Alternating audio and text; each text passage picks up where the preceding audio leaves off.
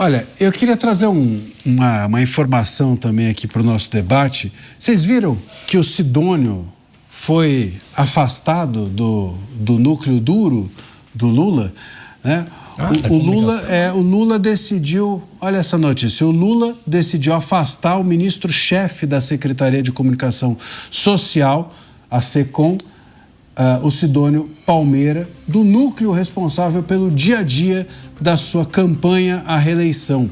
A decisão ocorreu em meio a desgastes enfrentados pelo governo na comunicação e na articulação da estratégia eleitoral. A gente estava aqui falando de pesquisa, isso mostra que provavelmente o Lula não está tão feliz assim com as estratégias que têm sido utilizadas. O Sidônio continuará no comando da SECOM e seguirá trabalhando no Palácio do Planalto. O afastamento não é uma saída do governo, mas, claro, demonstra um desgaste dele dentro do governo Lula.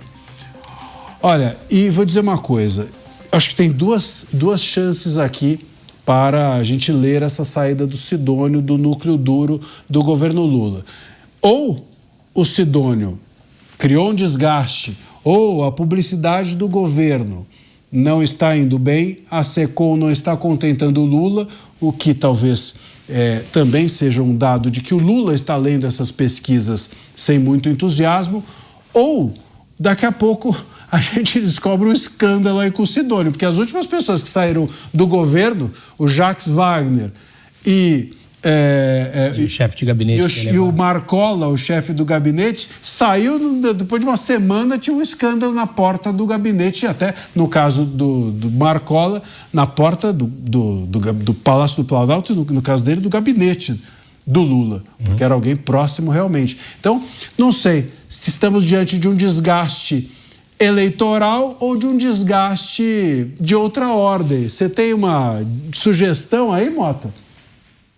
Olha, Marcília, eu não sei o que se passa nos bastidores da campanha do PT, mas a impressão que eu tenho é de arrogância.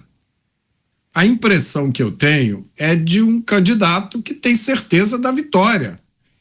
E a certeza é tanta que ele diz o que ele quer, ele fala o que ele quer, ele faz o que ele quer.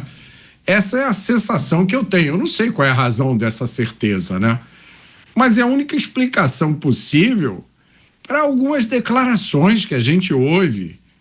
Eu não vejo outra explicação para a pessoa ir de chapéu naquela conferência com os chefes de Estado. Vocês lembram? Eu nem sei qual foi.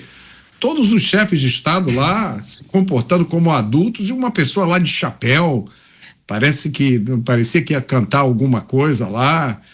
Eu não vejo outra explicação, por exemplo, para a sequência de desaforos ditos em relação ao Trump, ao governo americano, para essa última loucura aí do ataque ao Discord.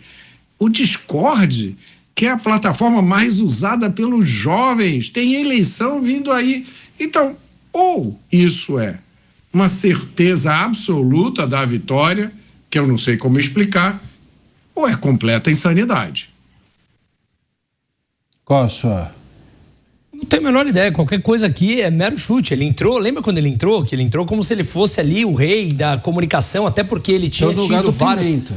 E ele tinha tido, então, na época do Pimenta, ele tinha tido várias escorregadas na comunicação. E ele segue dando isso.